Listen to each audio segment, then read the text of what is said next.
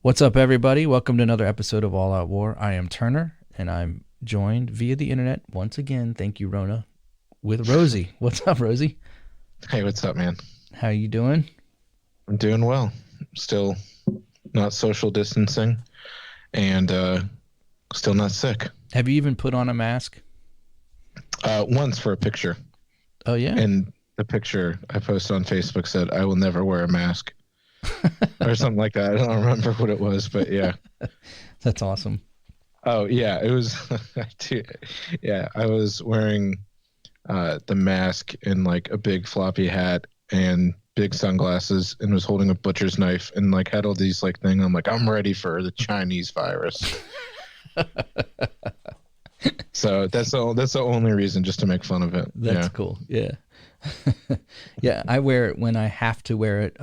Where I work, they require it when you go into any store where I'm working. So when I go to lunch, I have to put one on to go and order my lunch at the deli. But as soon as I walk out, I pull it off. I'm like, forget that, man.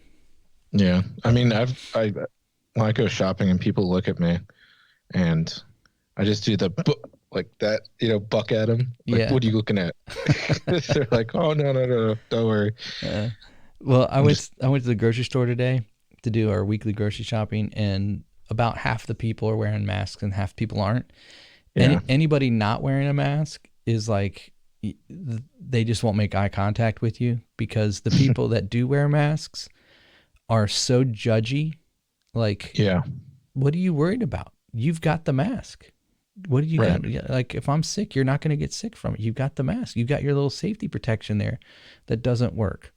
Right. You know? Yeah, exactly. So, anyways, Listen, I got Jesus. I don't need a stupid mask. Jesus is my safety mask. Exactly. Right? I'm covered by the blood. Amen, Goes over man. the face. Preach it. Every fiber. Exactly. Anyways, yeah. So, So what do you know, man? Oh, hey, I got a couple. Okay. So first, let me go ahead and I want to, because I don't think we did it. We've done a podcast since Ramadan started. No, we haven't. So Ramadan Marak to all the Muslim brothers out there listening to this. And at the the tons of Muslims that listen to our podcast. yeah, Are assalamu Christian. alaikum, all that good stuff. Right. So since that started, I've been tweeting the Ramadan Bombathon, Yes. which is the number of terrorist attacks that have happened in the name of Islam since in the holiest month of Ramadan. I just wanted to give an update since today is day 17. There have been 79 attacks and 286 people have been killed specifically by Muslims during their most holy month. This is like Easter. This is like, people that don't understand, this is like the holiest thing. This is like Passover for Jews. This is like Easter Holy Week for Christians, like the most holy week.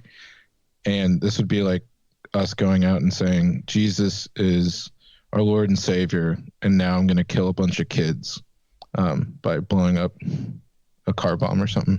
So anyways, did you know that there have been 79 attacks during the holiest? At the end of the thing, they always do a tally, and we'll see if they beat the high score of 2015. But what was that? What was that tally? I think it was like 800 people or something like that. It was a lot. They got a ways to go. Yeah. But yeah, anyways, did you know, moving from that Saddam Hussein had a Quran etched in his own blood? What? Yeah. What? Yeah, I need more explanation. Okay. Like the entire Quran was etched in his blood. How was it etched in? Okay. So it says there is a 650-page Quran written in using 24 liters of Saddam Hussein's own blood. So it says it was. Let me just read this little paragraph real quick. It says it was etched in the blood of a dictator in a ghoulish bid for piety. Over the course of 2 painstaking years in the late 1990s, Saddam Hussein had regularly sat with a nurse and an Islamic calligrapher the former drawing 27 liters of his blood and the latter using it as a macabre. I can't. Oh, yeah, I know the word. I don't know why I can't pronounce it right now. McCabe. McCabe, yeah. Ink to transcribe a Quran. Yeah, so. Wow. So he used his own blood to print a copy of the Quran. Yeah, so he had a guy literally taking a pen, dipping it into his fresh blood, and writing a Quran. Like an inkwell. Yeah. That's disgusting. Yeah. Yeah. Good old Saddam. That dude must have really thought he was. He said he thought he was the Nebuchadnezzar returned. Yeah. Remember that? Yeah. The crazy thing is Nebuchadnezzar wasn't Muslim. That's what's so crazy. Oh man. Yeah. Well. Yeah. There you go. And the things dictators do. Yeah, they're crazy, man. By the way, Kim Jong-un is alive, evidently. Yeah, I saw that. Yeah, I read that he said it was a plot to ferret out people that weren't loyal to him, dissidents. Like he wanted to see who would make moves, Yeah. If he was dead, who would take the reins and try and start controlling stuff. Yeah. So, I mean, and it's interesting. I was talking to someone the other day, and I'm like, don't dictators have to do that kind of stuff all the time? And they're like, yeah. For fake their death every other year. Yeah, well, they have to do stuff like that, like within, I guess it's different when, like, it's a nuclear power. Yeah, like, yeah, right. Enemy. But, I mean, I'm sure that they do all kinds of stuff like that. He's constantly having spies working for him in his own thing to find out which of his generals might, if he did die, who might step up or who, it's crazy. Yeah. They have to do that kind of stuff to make sure. And then it instills he wants to create fear. Like, so all his generals that work for him, like his top circle, like none of them, if any of them were thinking about like they don't like him, they can't tell anybody else, because if they tell one other guy, right, that other guy might turn him in, or so literally nobody can trust anybody else, and you can't criticize the leadership at all. Well, no, yeah, I've worked in situations like that. Unruly dictator. Yeah. He never faked his death, unfortunately. No. I wouldn't have tried to take the reins anyways. Yeah. I wasn't interested in that. We're talking about video games, of course. Of course, yeah. It would never be in a real life situation. Yeah, not at all. Yeah. Oh, here's another. Did you know William Dafoe? Yeah, I like him. He was great in that Spider-Man movie. He was. He was also expelled from school as a kid for making a porno. I was drinking my drink. What was that? He made a porno in school? Yeah, he was a kid. In college or in like high school? He made a porno in high school? That's what he says. Jeez. So okay. There you go. The more you know. The more you know.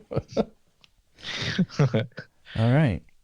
Well, those are great Did You Knows. Hey, you wanna continue in our series that we're doing, which may end tonight, our 2-part series, maybe longer. It depends on how much we get through on secret government projects.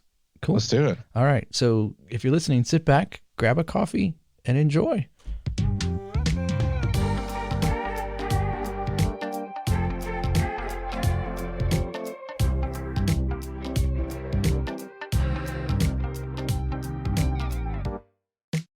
You're listening to the All Out War podcast. Yes, you are. And we're back.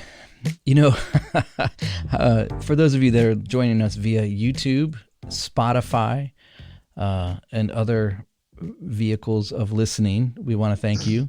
I was reading through some of our comments on YouTube the other day. A lot of people don't know we're on YouTube, but basically we take this audio and place it over onto YouTube. At some point we may have cameras and do a whole live stream thing. I don't know. We'll just see. But No.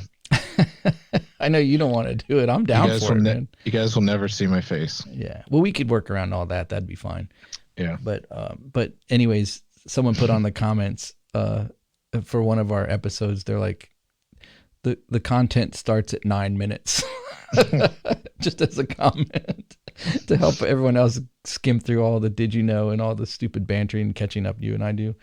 Yeah. Which is one of my favorite parts of the podcast. I mean, I do too. I enjoy it, but I do have to say on other podcasts, like other ones I listen to, I do skip over most of it, so I get it. Yeah, like, I don't care about your stupid dog. Keep talking. Yeah. So speaking of that, we started a series last week, and you did some top secret government operations that were unknown or lesser known. And that was really cool. I had a good time listening to you. And so you tasked me with finding some. And so I went through and I found some.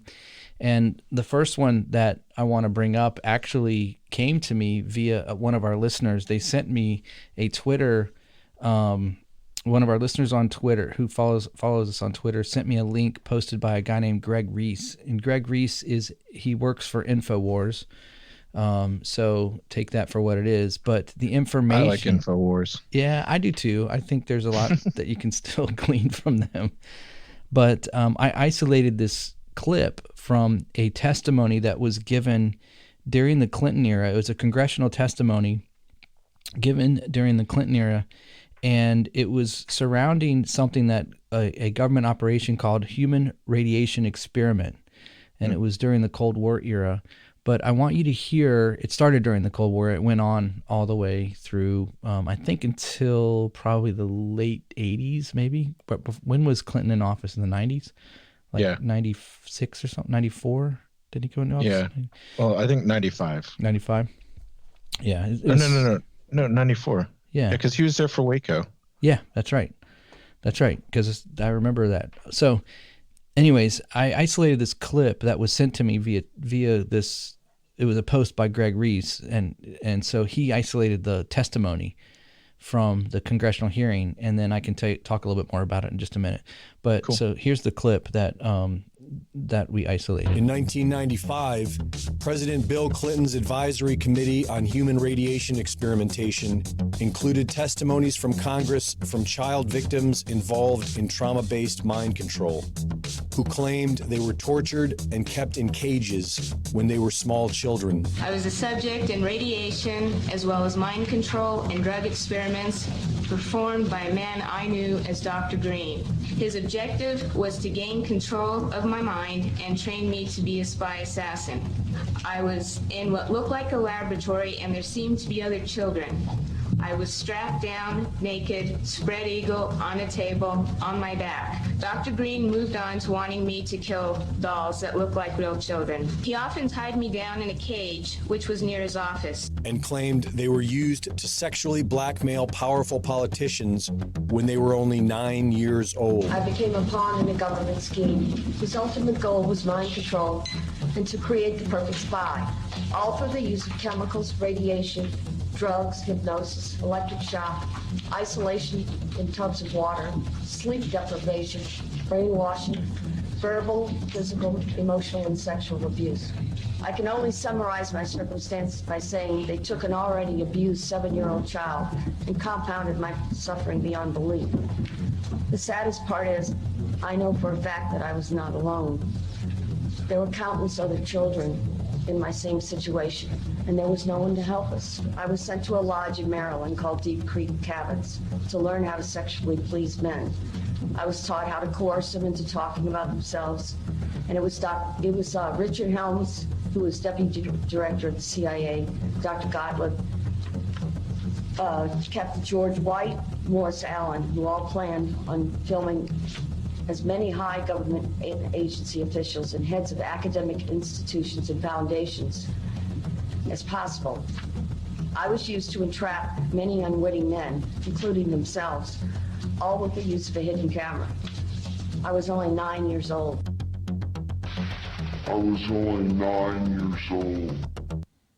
Wow. So Yeah.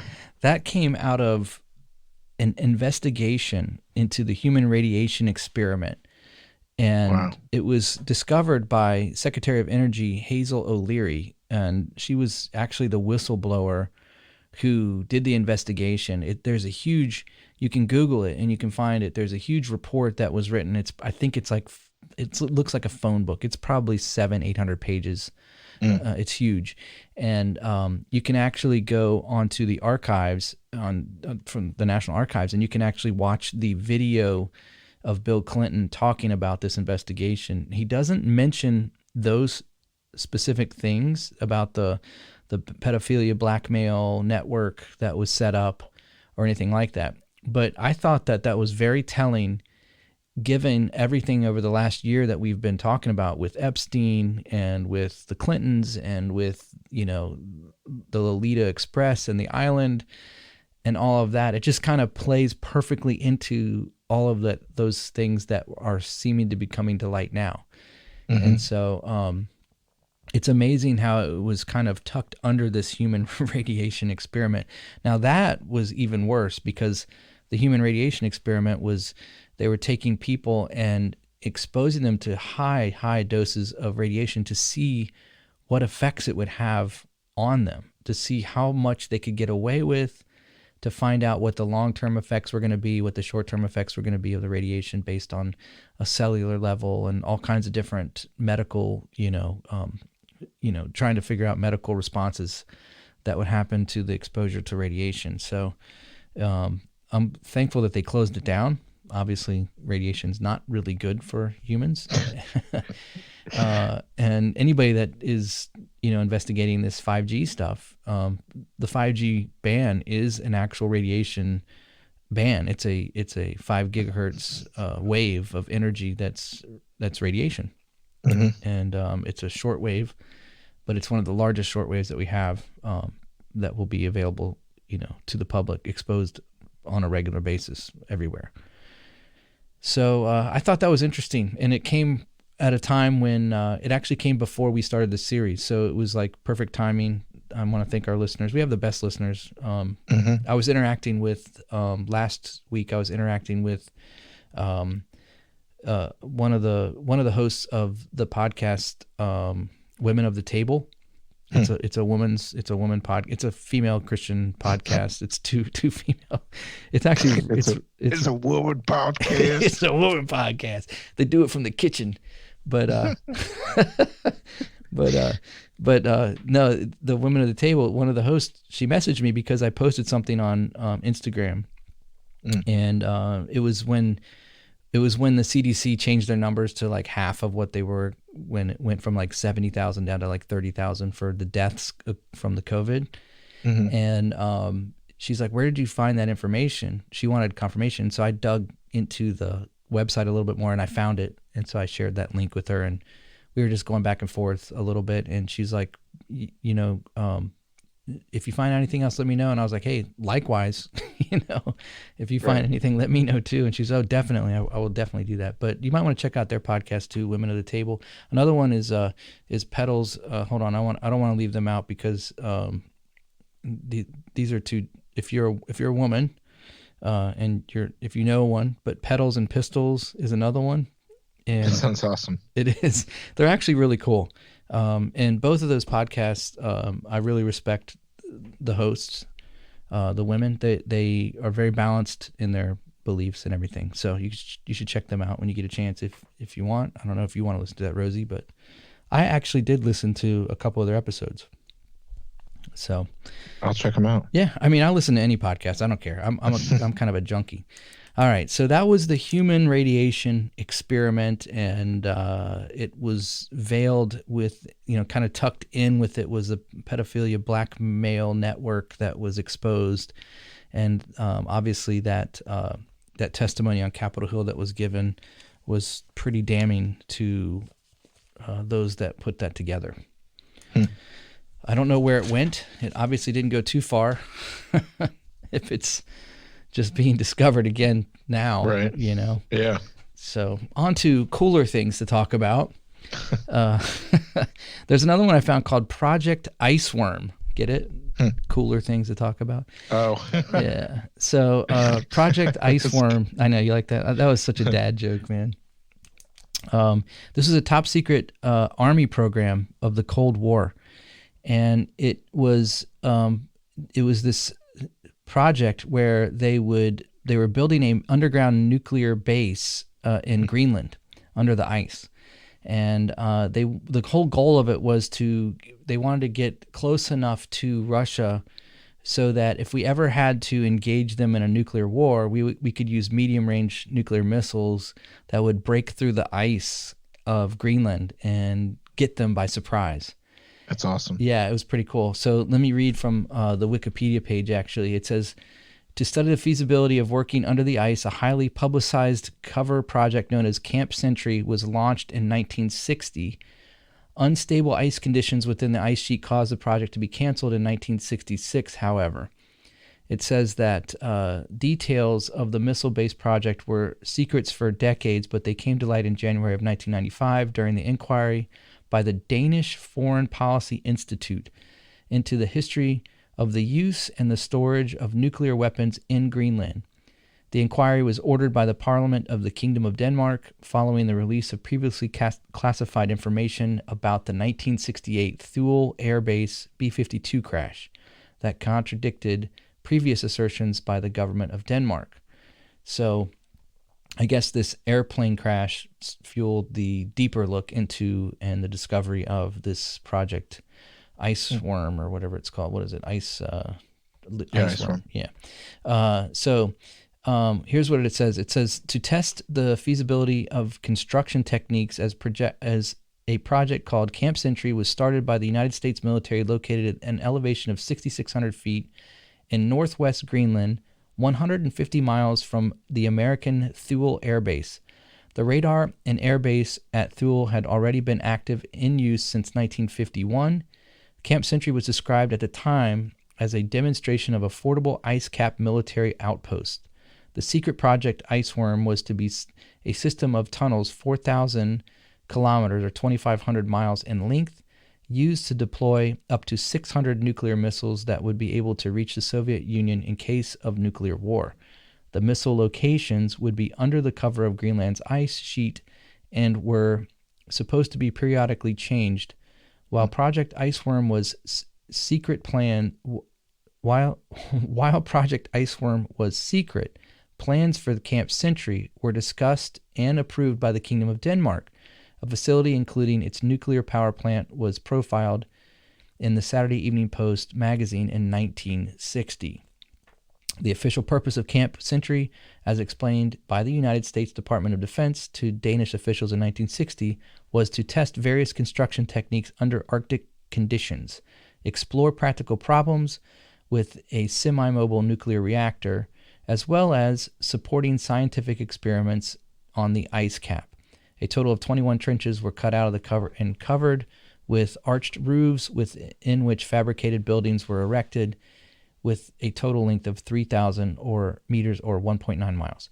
These tunnels also contained a hospital, a shop, a theater, and a church, which is important if you're going to engage in nuclear war. Yeah. The total number of inhabitants was around 200. From 1960 until 1963, the electrical supply was provided by means of the world's first mobile portable nuclear reactor, designated PM-2A, and designed by ALCO for the United States Army. Water was supplied by melting glaciers and tested to determine whether germs such as the plague were still present in the ice. Okay, there you go. So, wow. Yeah, it was kind of That's crazy. So they wanted to build an underground ice base. It reminds me of like something out of Star Wars or something like that. Yeah. You know, the Empire Strikes Back when they were on Hoth, the planet of Hoth. Mm-hmm. Yeah, that's what it makes me think about. You know. Yeah, I just that's so cool. I have like an image of if they were to shoot through, just like breaking through the ice and yeah, that's cool. The ICBMs busting through, like those big ones. Yeah. Well, if you go to the Wikipedia page, they have a layout of Camp Century, so you can kind of see what the underground tunnels would have looked like and all. They actually have it declassified, so you can check it out. That's cool. What's crazy to me is, do you think that the Russians had things like this happening? You mean like, were they building stuff like that? Yeah, absolutely. Like, were they doing stuff like down in like South America to try and get to us? Like, I know they had Cuba, but like, or Cuba as they like to call it. But were they? You think that they were like trying to, in the desert somewhere, trying to get closer to us, building secret bases with nukes? I would say yes. I don't know with the nukes. I don't know if they. Well, yeah. Didn't they move? I can't remember. My history's messing with me. Did they actually bring nukes to Cuba? Did they actually get nukes to Cuba? They tried. I think we stopped them, and That's I feel like that's what the whole like Bay of Pigs standoff with Kennedy and all was about. Right. Yeah. The Cuban Missile Crisis, but I can't remember if they actually did get nuclear weapons like warheads to Cuba. I think they did because that's why it became like a real threat. But I mean, they're doing that now. Russia is. Yeah. I was going to say, and that's the whole thing with the. Yeah. So I guess the answer is yes. I do think they did that. And I mean, that's what happened with Reagan and the Iran-Contra. The whole thing with they were selling, we were sending weapons down to the Contras, which were anti-communist guerrilla forces that basically became Al-Qaeda. I mean, I think there's a big difference between one's in Venezuela and I mean, maybe someone from South America would be upset that you think that they're Arab. I'm talking about in Afghanistan, the whole Middle East. We've Russia was trying to invade and get in there for years, and the resistance was Al Qaeda, but we were giving them the weapons originally. Yeah, we did arm them, the Mujahideen, the freedom fighters, but but more closely to home base, American soil. Yeah, they definitely moved into it was all proxy wars. So they were arming people down there. But so I think that they definitely did try to move stuff like that. And I wouldn't be surprised if there's a lot more stuff that hasn't been declassified, in regards to maybe they got some weapons to South America that we were able to figure out, because maybe just a real quick tangent, we might be talking about all the crazy stuff that the CIA did this or that, and I think it's important that we only hear about the stuff that the agency messes up with, or let a terrorist attack that happens that right. They're like, oh, why do we even have the agency? They don't do anything. They just let this, they just let this bomb attack happen. There, for every one of those, there's probably hundreds or thousands of plots that they did stop. And we never hear about the successes. You only hear about the failures. So I'm sure there's a lot of stuff that Russia probably did get into South America or, Mexico. I don't know, Mexico. Yeah, I would. Oh, totally. There's a pretty large Communist Party presence in Mexico. Yeah. Yeah. Well, just do yourself a favor. Google China's Silk Road, and you'll see what's happening now. What we're trying to stop now. Exactly. But speaking of Russia and Arctic and all that stuff, my next one is called Project Azorian, or it's Azorian. So Azorian. I guess that's probably the best way to say it. Project Azorian. This is actually really cool. They need to make a movie about this one. It would be really awesome. On March 18th, 1975, one of the CIA's greatest intelligent coups, Project Azorian, was fully exposed through a nationally broadcast syndicated report. The report revealed the truth about Glomar Explorer and its connection to a secret intelligence operation. Glomar story began in 1968 when a Soviet Gulf II class submarine carrying 3 SS-N4 nuclear-armed missiles sailed from a naval base on Russia's Kamchatka Peninsula en route to the peacetime patrol station northeast of Hawaii. Shortly after leaving port, the submarine and its crew disappeared. After an extensive but unsuccessful effort, the Soviets abandoned the search. This is what's awesome. Little did they know, however, the U.S. intelligence community had located the submarine resting on the ocean floor about 1,500 miles northwest of Hawaii. With support from the Department of Defense and recognizing the opportunity to glean information on Soviet strategic capabilities, the CIA agreed to lead a recovery effort. The CIA engineers faced a daunting task: lift the huge 1,750-ton, 132-foot-long wrecked submarine intact from an unknown ocean abyss more than 3 miles below the ocean surface, under total secrecy. The monumental undertaking would be codenamed Project Azorion. And if you search this out on the internet, they actually have pictures of this capture vehicle that they lowered down and some of the ships and the techniques that they were using. It says a team of CIA engineers and contractors determined the only technically feasible approach to recover the Soviet submarine was to use a large mechanical claw attached to a ship's surface to lift it. The next question, and perhaps the most complex, was how to maintain operational secrecy. After all, if the Soviets were to learn the true intent of the operation, they may launch an effort to protect their interests.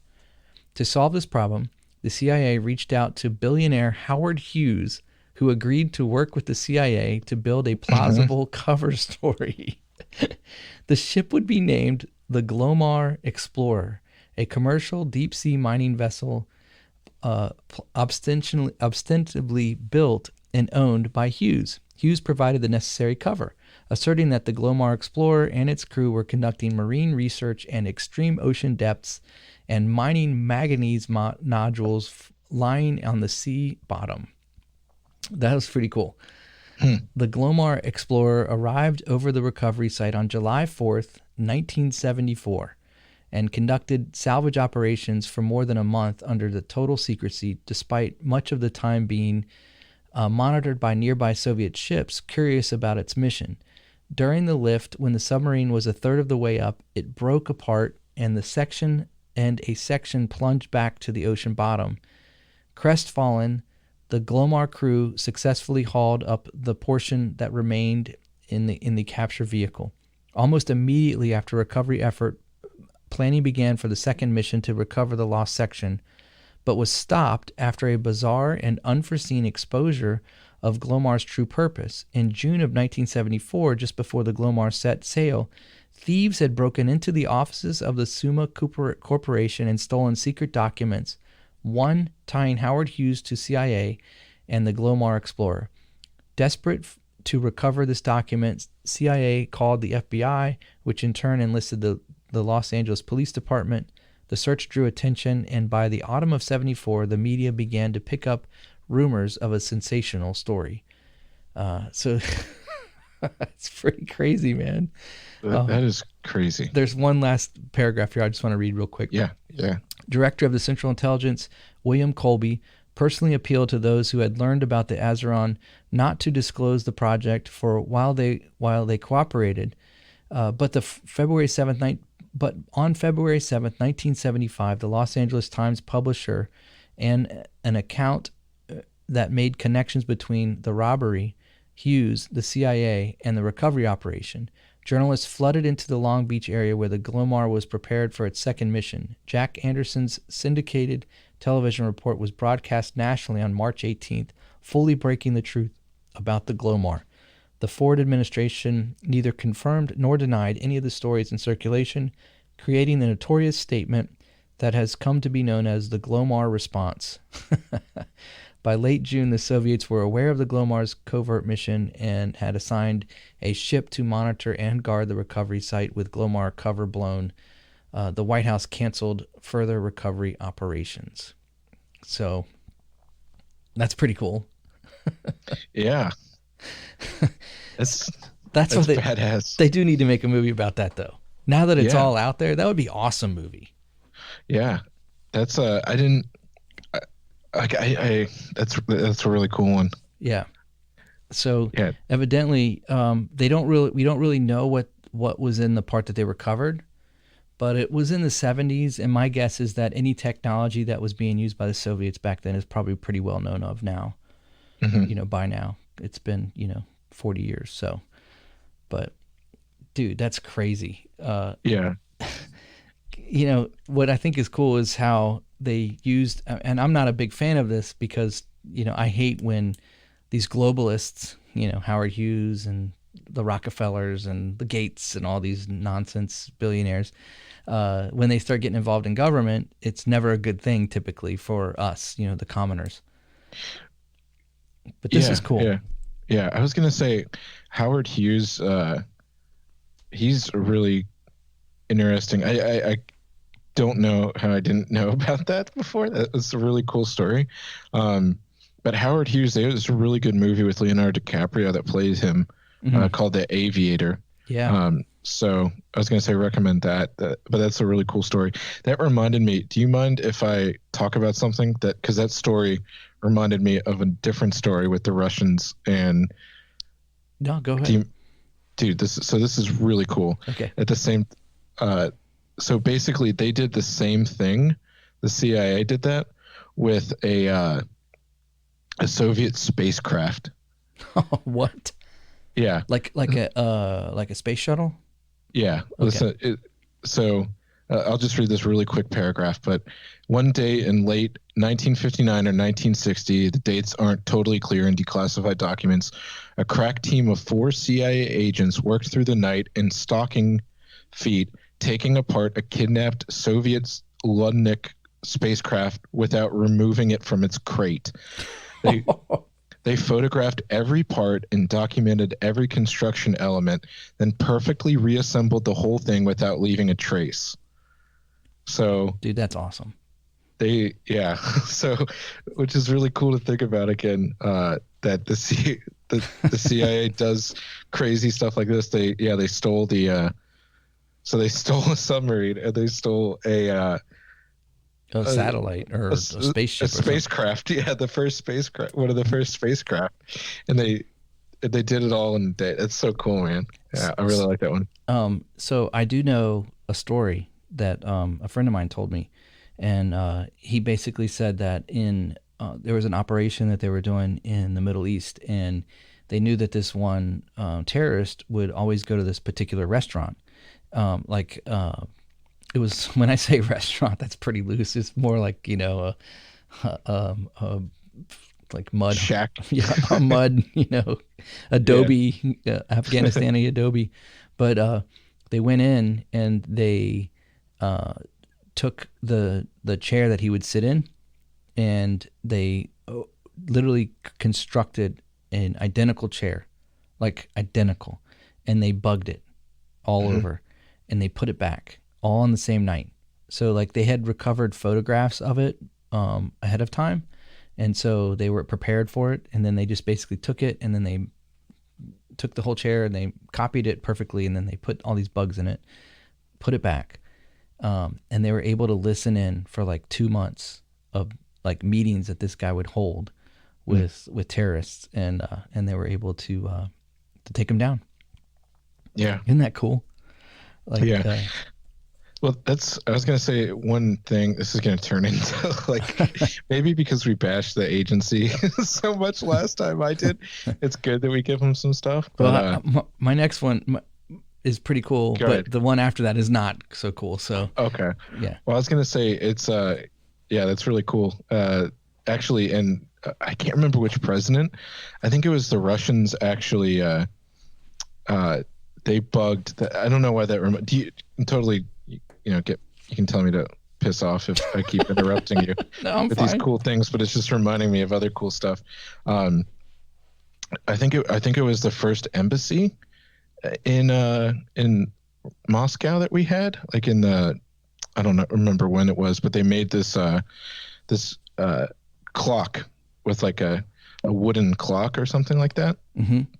And I saw this at the Spy Museum.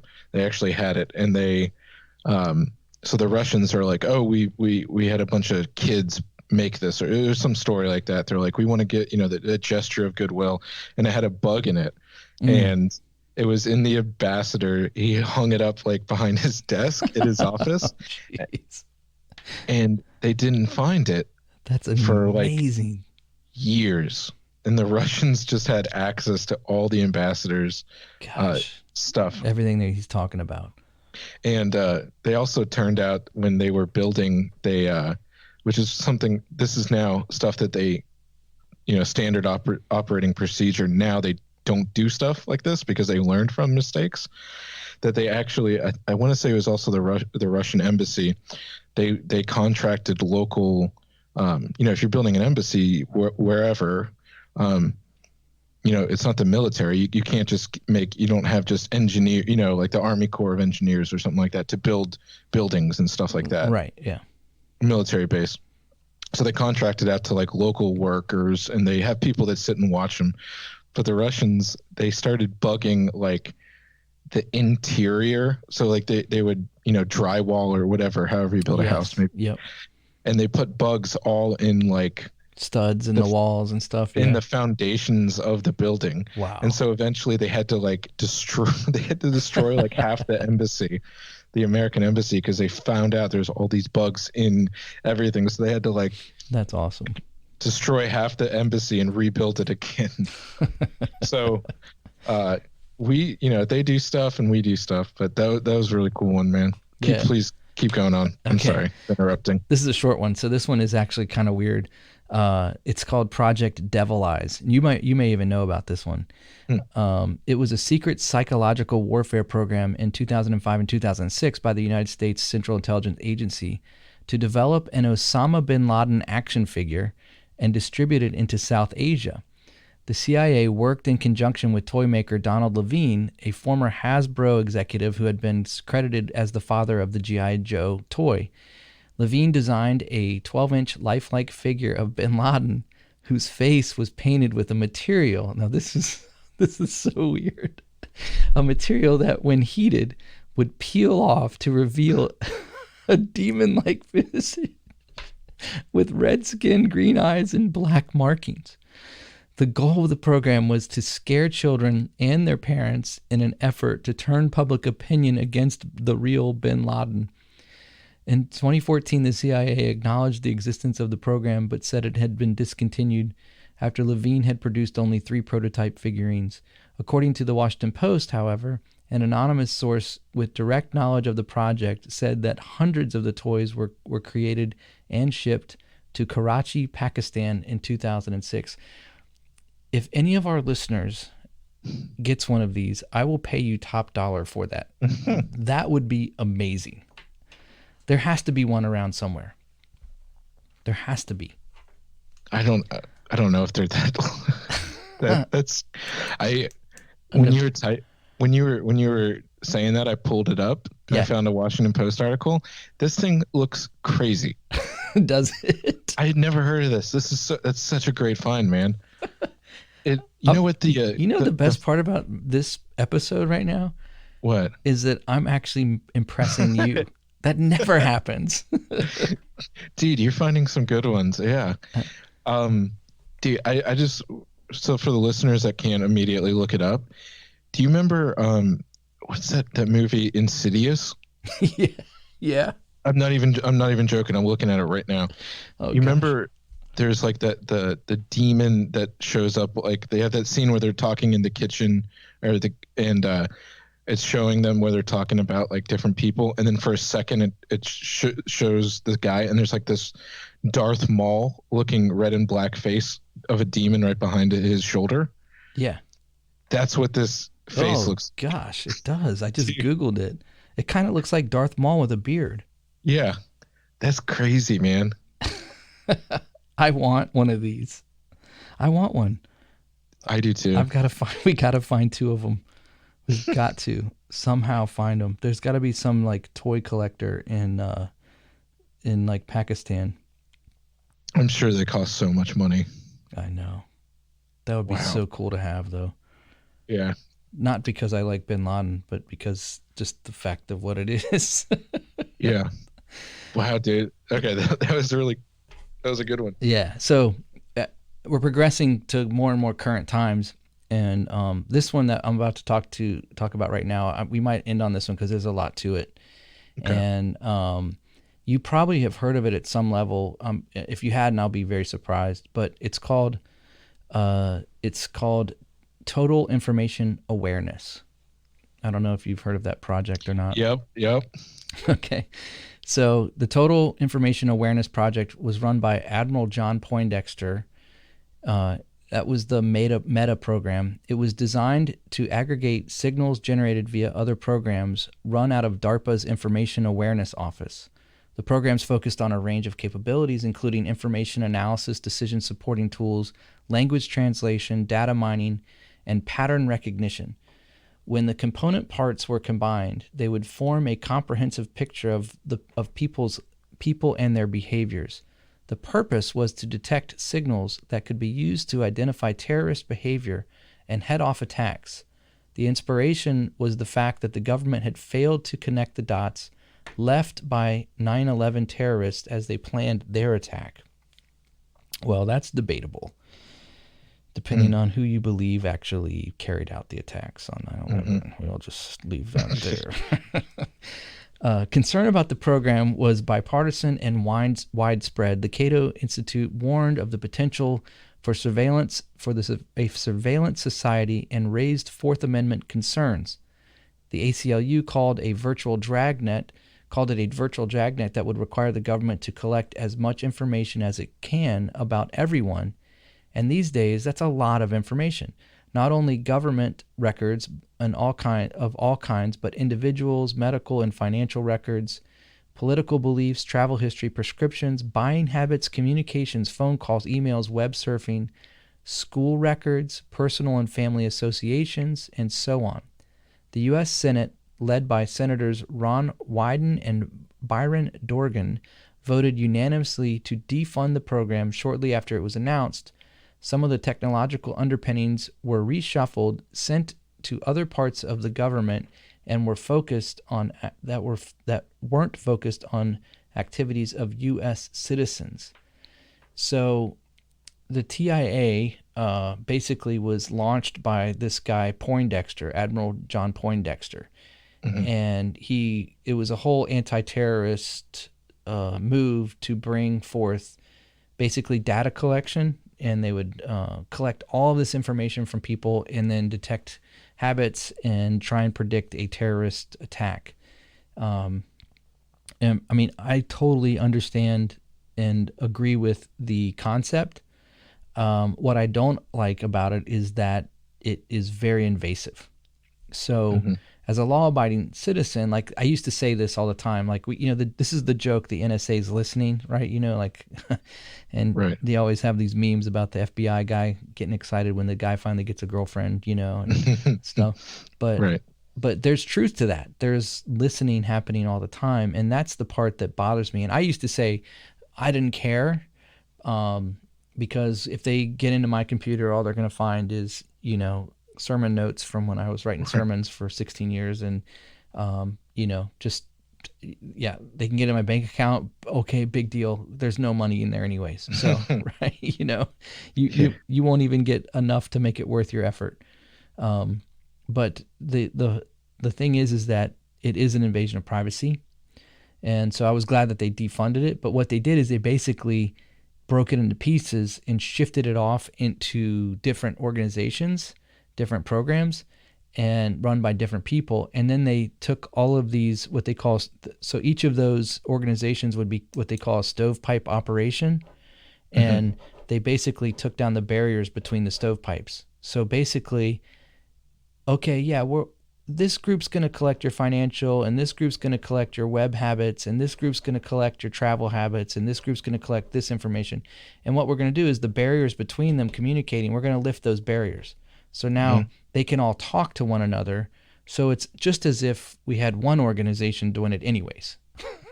So, you know what I'm saying? So it still happens. Here's the scariest thing about this. Just Google Information Awareness Office logo, and this will freak you out. This is the logo. I kid you not. it is a pyramid with an all-seeing eye on the top, just like on the dollar bill.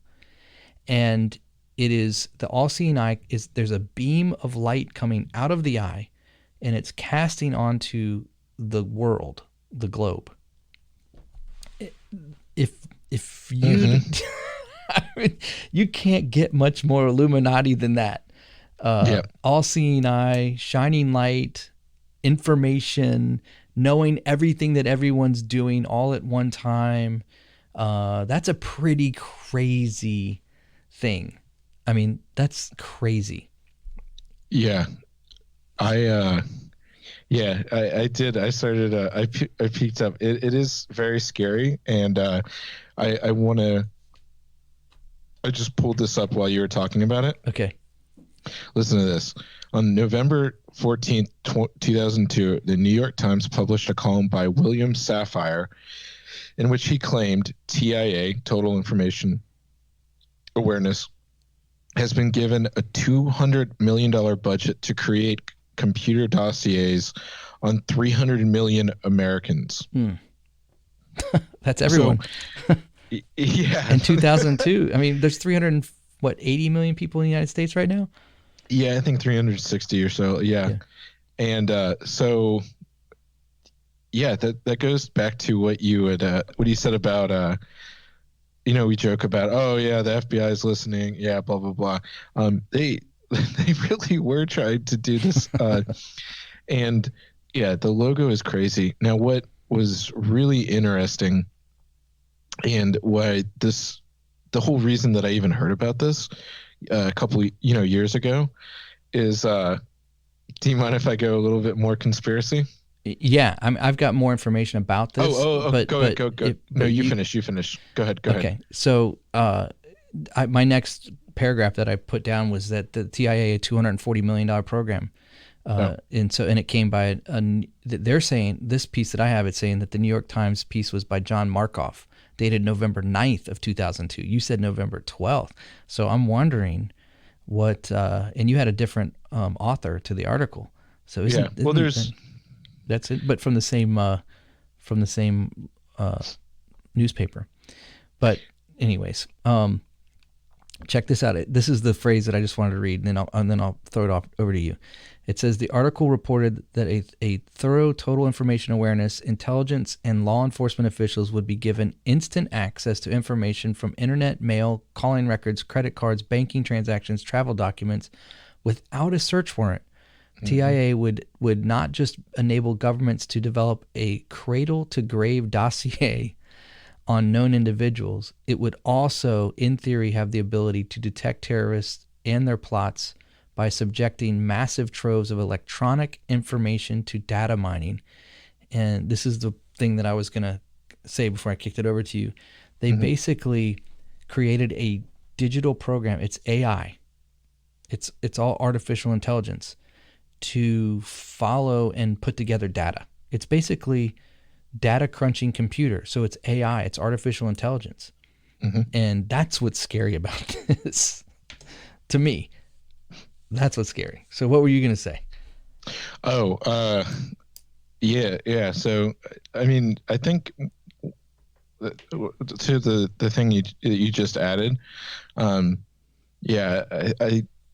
don't know, just because recently, like, people, in the last, 10 years, people are talking about AI and using AI and stuff like that. Yeah. It's been around a long time. Like machine learning, artificial intelligence as a whole, it's been around for a long time. And I wonder, this is just me thinking out loud. So they had the no-fly list that was instituted after 2000, after 9/11, and there's all these people that always talk about because the thing about the no-fly list is you don't know if you're on the no-fly list until you try to go fly. Right. Yeah. And then all of a sudden there's these people. So you hear these people that are like similar names, or they have no idea. Just like, oh, I'm my 70-year-old grandma tried to fly for the first time in her life, and she's on the no-fly list. Why is she on the no-fly list? She's not a terror, like she lives in, it's stories like that where people have no idea. And you have to imagine it's programs like this that track,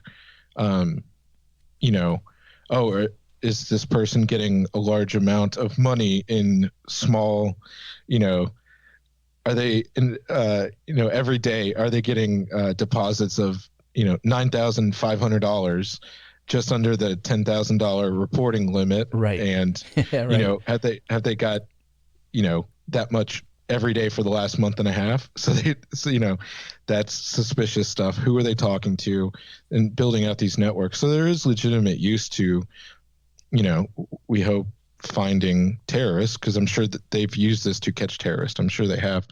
But one of the things is, so it ended in May 2000. So it said it ended in like 2003, right? Well, it changed names, and then right. So, yeah, it said it went total information awareness to the terrorism information awareness. Yeah. So this is what really, I saw this meme, I don't know, 6 years ago, and it had the timeline. Total information awareness ended in like late 2003. February 4th, 2004. Guess what was launched on February 4th, 2004? The total, or the terrorism. No. Which one? Think what really big website might Facebook. have been launched. Yes. Yeah, of course. So, and if you look into it, so that was what the meme was making a point, that like within a couple months, that all of a sudden, basically this application that the government was doing to get all personal information, map associates, friends, pictures, facial recognition, stuff, and then all of a sudden Facebook launches, like they're like, okay, we have to shut this down, and now a new private company opens up that essentially does the same thing. So that's if you want to go a little conspiracy, there's some conspiracy for you. Oh yeah. Also, I think I want to I don't want to be talking out of my butt, because I'm pretty sure. Yes. Okay. So, guess what also got, okay, I'll just say this. So there's this is not classified. You can look this up. This is like one of those things that's public knowledge now. The CIA has a venture capitalist firm, and it's called InQtel, and it provides funding to startup companies. And out in the real world, like there's tons of companies that receive funding from InQtel. A lot that we know, ones you look up, they have a website. You can go to InQtel and look at all the past companies that they've funded. Facebook did get InQtel money. So, oh yeah. So there you go. Facebook, if you want to be a conspiracy again. Did Amazon? I don't know. I don't think so. I mean, I wouldn't be surprised, but I just remember reading, it was maybe a year or two ago, within the last year or two, that it was confirmed that Facebook did receive InQtel funding. So, maybe this is one of those things that, the way I would take it of this thing is, if the total information, if the TIA scared you because you're like, I don't want the government knowing all this stuff and about me, maybe think about what you're posting on social media, because now you're giving it to them. And if it's public information, the government doesn't need a warrant to scoop up regular information. Well, it just gives anyone a leg. This is the thing, like you mentioned, like some people that are on the no-fly list, they don't know until they want to fly, and they might be innocent because it could be a mistake from the government. It happens. Human error, right? But some of these errors could cost people like a lot. Like it could destroy their lives in big ways, significant ways. Absolutely. And the government's not going to just go and make that right. I mean, if you sue, you might be able to get, like, if you lost wages or whatever, or, if it ruined your credit, it would just take years and years and years in court. and you wouldn't win. So, yeah, you know what I mean? Yeah. So I have a speech by Admiral Poindexter that I found that was given on August 2nd of 2002. And it's basically he's defending and explaining this thing that this crazy net that Skynet that he created. I highlighted a few paragraphs that I just wanted to touch on and read. Yeah, go ahead. For just out of his own words, okay? His own words. So he starts off by saying the world changed dramatically since Cold War when there existed two superpowers. During the years that I was in the White House, it was relatively simple to identify our intelligence collection targets. It was sometimes hard to collect the intelligence, but the targets were very clear. Today, we're in a world of asymmetries. The most serious asymmetric threat facing the United States is terrorism, a threat characterized by collections of people loosely organized in shadowy networks that are difficult to identify and define, and whose goals are the destruction of our way of life. The intelligence collection targets are thousands of people whose identities and whereabouts we do not always know. It is somewhat analogous to the anti-submarine warfare problem of finding submarines in an ocean of noise. We must find the terrorists in a world of noise. Understand that they are planning and develop options for preventing their attacks. If we are to preserve our national security, we must figure out a way of combating this threat. And this is what one of the first paragraph I highlighted. It says, I think the solution is largely associated with information technology. We must become much more efficient and more clever in the ways that we find new sources of data, mine information from new and old, generate information, make it available for analysis, convert it to knowledge, and create actionable options. We must also break down the stovepipes, which is what I was talking about, at least punch holes in them. By this I mean we must learn to share, collaborate between agencies, and create and support high-performance teams operating on the edges of existing organizations. Tools are needed to facilitate these collaborations and to support these teams that work to ensure our security. And then he goes on to ask for money. And then this is what he says. A variety of tools, processes, and procedures will be required to deal with the problem. They must be integrated by a system approach built around a common architecture to be effective. And then I put in parentheses, social media. That's exactly what you were talking about. Basically, they don't have to mine it. We give it to them. Like we literally give them everything. It's crazy. So one other thing that he says down here, he says, Jonathan Phillips is working on human identification at distance to achieve positive identification of humans using multimodal biometric technologies. I thought that was really interesting. Biometric technologies. So we're talking about facial recognition technology, fingerprints, eyes, that kind of stuff. Such a system could be used for security systems, for example, or could be used to track potential terrorists. I want to say if you have an iPhone or an Android that uses your face to unlock it, you've been fingered. You've been had. They've already got your image. You always got to throw in something to keep us explicit, right? Right, that's right. One other thing, it says Doug Dyer, these are two guys that are helping work on it, says is starting a new program called Genesis, and it addresses our database needs. This project will imagine and develop ultra-large scale, semantically rich, easily implementable database technologies.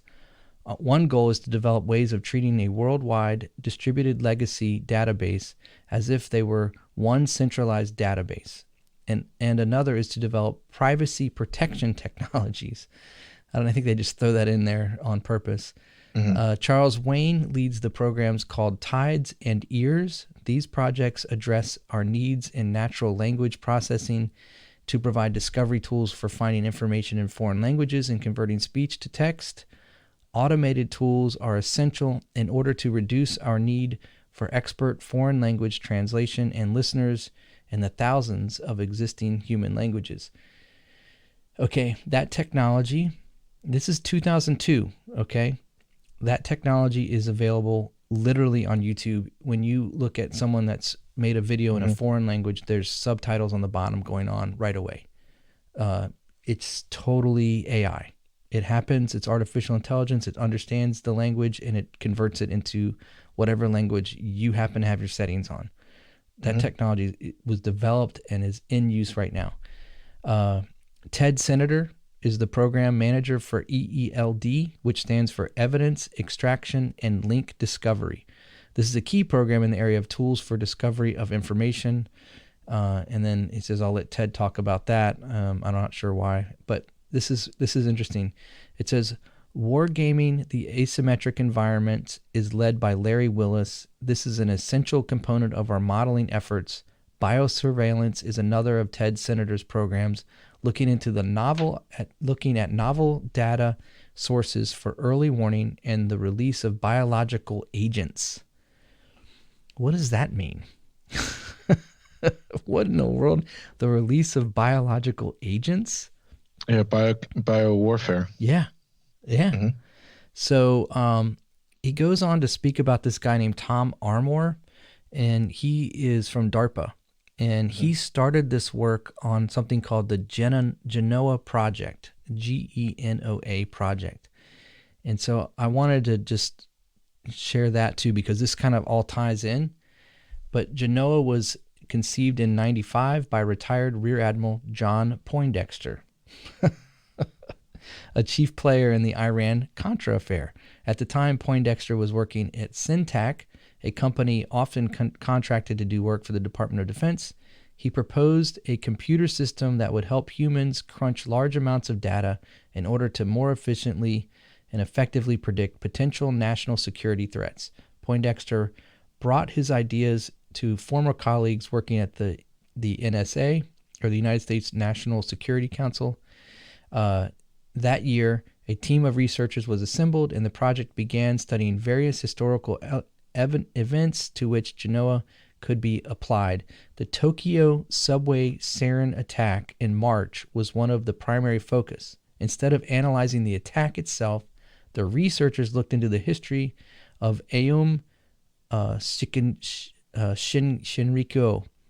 the group that... Shinrikyo, yeah. Yeah, Shinrikyo, thank you. The group that perpetrated the attack, to find evidence that could have suggested their intentions.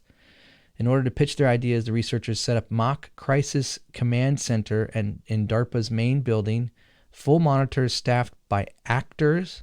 An audience would watch the fictitious scenario as it unfolded before them, guided along by an animated video segment. Poindexter called the presentation A Day in the Life of an Analyst.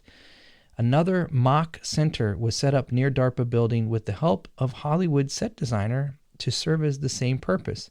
Prominent viewers of the exhibition included Richard Clark, John Michael McConnell, and James Clapper.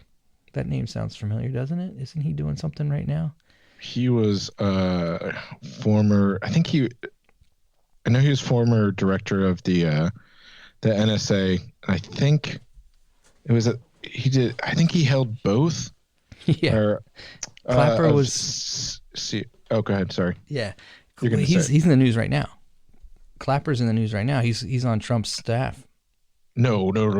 He hates Trump. You sure about that? James Clapper? Yeah. Okay. Maybe he was with Obama then? Yeah. He does not like Trump. Okay. Yeah. No, it's so hard to keep track of it. Oh, yes. I'm looking at his picture right now. I remember this guy for sure. Yeah. You're right. He was DNI, Director of National Intelligence. Yeah. He also worked for the DIA. Yep. Okay, so check this out though. So when I mentioned two things that I mentioned there that brought my attention, and and I'll just kind of throw it over to you.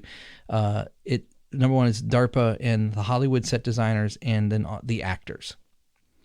Anybody that believes in false flags and these crisis actors are gonna totally say, "Yep, that's it. That's the proof right there." They do it. They did it already. So anyways, I just thought that was interesting. it goes on to say, lastly, in the program there, it's in this speech, he says, we will produce a complete end-to-end closed-loop prototype system in a realistic environment, referring to the Genoa project and the Genesis project and all of the kind of the developing of before they roll this thing out. So anyways, the whole idea is they're going to create algorithms, and they're going to use this information to try and predict terrorism. And the question is what happens after the terrorists are taken care of? What's the next frontier, and what's going to be the next quote unquote terrorist? You know, what if somehow the Muslims strike a deal with the Pope, and then all of a sudden, no, we're not going to kill Christians and Jews anymore. We're just going to coexist, like the bumper sticker says. And then all of a sudden, what happens with this TIA? Is that going to all of a sudden turn to people who don't fully support the government the way that it is? Is it going to focus on those that believe in free speech, or those that believe in the Second Amendment right to bear arms? Or is there, what's it going to turn to? You know what I mean? Mm-hmm. So yeah, and who makes the definition? Mm-hmm. Yeah, well, yeah, those are all really important questions. And I was gonna say, like, there's never been a point in time. This is really scary to think about. Actually, there's a book. It's called like 3 Felonies a Day, something like that. Where it was like this lawyer, and he wrote. Basically, the whole premise is like, you wake up. You go, you eat breakfast, you drive to work, you do your job, you come home, you watch TV, whatever. Like, you do a normal day, and you've broken 3 felonies. Like, you've committed 3 felonies because there's so many laws on the book. Yeah, right.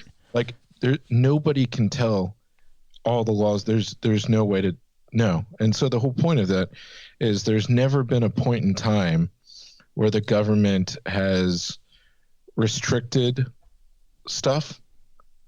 Like, I can't think of anything where they've they restricted temporarily. They come in and they're like, oh, the Patriot Act, we need to do this right now, and we push it through.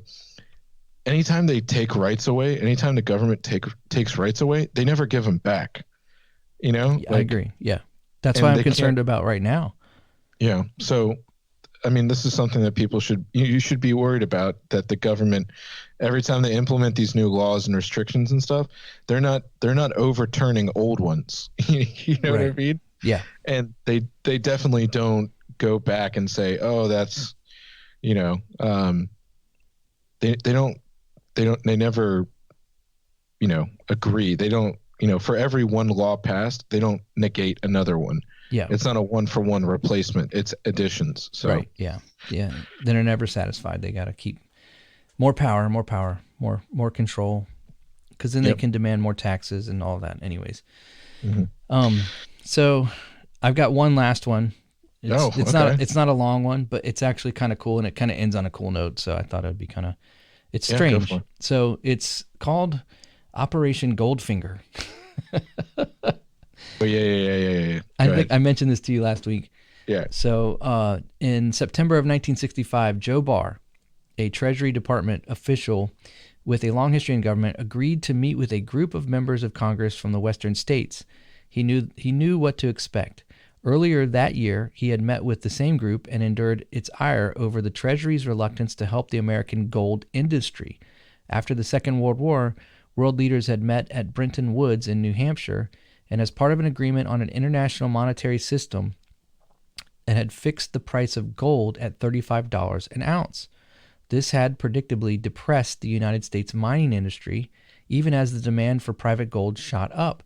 The more easily obtained sources of gold had been depleted over the years, while harder to reach sources became more and more difficult to mine profitably. Given the static price, foreign competition, chiefly from Canada and South Africa, where mines were less depleted and labor costs were much lower, was far more intense by 1960 than it had been after the war, when the price of gold was set. The United States was at a distant third in gold production. Rather than attempt to compete, many mines simply shut down. Politicians from the western states, where most gold was mined in the U.S., considered it an economic crisis. By 1965, they had lost their patience. 19 senators, including influential Democrats like Frank Church, Henry Jackson, Warren Magnuson, and George McGovern, signed a blunt letter to President Lyndon Johnson accusing him of letting America's gold industry die. Gold, they said, is the only commodity held down to a price established 31 years ago and compelled to sell only to the imposer of its strangling restriction, the federal government. Since the 1930s, Treasury was only a domestic entity and could legally buy investment gold. Badly needed reform, they added, was being blocked by Treasury's negative attitude. These words were just short of a threat that the senators would take action on gold, or with or without the administration's support. It was in this atmosphere which Barr described a more heated than usual. Then he trekked up to Capitol Hill on that September day. Barr later said that at a meeting that he had a stroke of inspiration. Instead of maintaining the government's hard line, he suggested that possibly the government could assist in this area by some sort of R&D approach in the discovery of deposits, and it was in the extraction process. It wasn't the price increase the Western senators hoped for, but it pleased them nonetheless. Barr and a colleague then went to see Donald Hornig, who was Johnson's science and technology advisor and one of the most accomplished American scientists ever to occupy a position of political power. Hornig had worked on the Manhattan Project. He also had worked on the space program and was an expert in ocean desalinization technology. That's when they take the salt water out of the salt out of the salt water. Responding to Treasury's inquiry about gold research, Hornig asked the Geological Survey and the Bureau of Mines for a study, and word came back that yes, there is indeed an opportunity to secure significant quantities of additional gold production in the United States within the $35 an ounce price limitation. The solution seemed simple enough: deploy state-of-the-art technology to detect gold and extract it. Thus began the strange, untold episode in modern American history.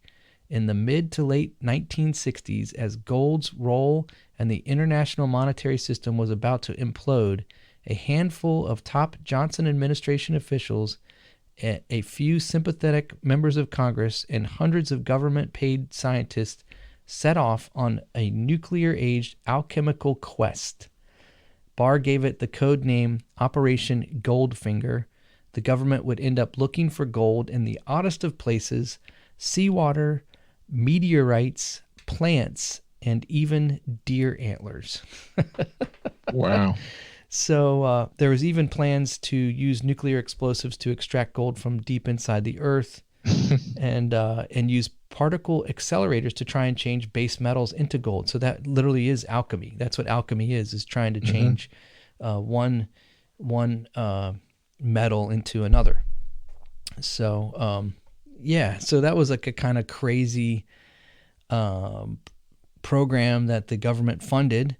And it said that they did a bunch of research. Nothing really came back. They thought they found this plant that had traces of gold in it, but they realized they would have to grow so much of it and try and get it extracted out of the plant in order to make it happen, that it was just too cost prohibitive to keep doing it. And so they ended up scrapping the whole thing after a while. But one last thing here. It says that in February of 1966, Hornig wrote to President Johnson, "It appears by spending from $10 million to $20 million per year, we stand a good chance of adding several $1 billion of our gold reserves at the present price." So he basically said, let's just start buying gold. And he says, we'll just buy gold, and then as it becomes less and less valuable, the price will go up and we'll have more and it'll be more valuable. So he treated it like a stock. And that was crazy. That was their answer. So the government will, so instead of going back and telling, the rest of the world monetary system or whatever that, hey, look, it was good for then, this is now, we're going to lift this thing and let gold grow in price, which it does now. It can go above that price now very easily. But they were saying that that hopefully if they could get that $10 to $20 million a year spent, they would be able to, in a matter of a few years, they would be able to have $10 billion worth of gold. So yeah, that's pretty cool. yeah, wow. So it's just so weird, the things that happen in our federal government, man. Absolutely. Yeah. There was a gold lobby, and they got some senators on their side, and they got mad, and then the government threw money at it. It's just so weird to me. It's so typical. Yeah. That's cool, man. Yeah, you picked some great ones that I feel bad that we're gonna have to do a part 3, because I need to find some crazy ones, because the ones I've talked about I feel like we're not very crazy, and but you did some good ones, man. Those are good. Those are good. That makes me happy. Thank you. Yeah, man. So that was cool. I wanted to, as we're wrapping up here, I just wanted to, unless there's something else you want to add, anything you want to. No. Okay. We do have some good podcast episodes coming up. We've got some stuff scheduled over the next few weeks. So you want to be paying attention to your pod feeder and download the latest episodes. And I do want to just ask a personal favor from our friends that do listen. Share this podcast with others. We're still continuing to try and grow. We are growing. Every month we see our numbers increase, which is really encouraging. But we don't make money off this thing. And, our goal never really was to make money off of it. If we could pay ourselves back from our investment, that would be great someday. But, and if you have ideas for episodes that you'd want us to talk about, find us on social media, reach out to us, connect with us. We're in Facebook, Instagram, Twitter. We're there. The NSA knows all about this podcast. The TIA is on. They probably are subscribed. But anyways, we just ask that you would spread the word and do us kindly in that way. And if you want to leave a review, that helps us too on iTunes. I haven't asked for that in a while. We haven't had a review since November. It's time. Somebody new, go log on and give us the 5-star and tell us that you like us. I mean, we need that for our egos. I do. Anyways, I do too. I'm fragile. So me too. All right, dude. That was a fun episode. That was cool. Yeah, it was. I'm looking forward to the next couple that we're going to have. If the plans play out the way we hope, it should be pretty fun. Yeah, absolutely. So that's going to be awesome. Yeah. All right, man. Well, we'll catch you next time. See you guys. Yeah. What do you always say? Oh, all right. You always say that I always say it, but I don't say it. So obviously I don't always say it. But stay hydrated. No, that's not what you always say. What do I say? Smoking that sticky green stuff. Oh, stay high. Stay hydrated. Stay high. Oh, whatever. All right, man. We'll catch you next time. Later. Bye. Thanks for listening to the All Out War podcast today.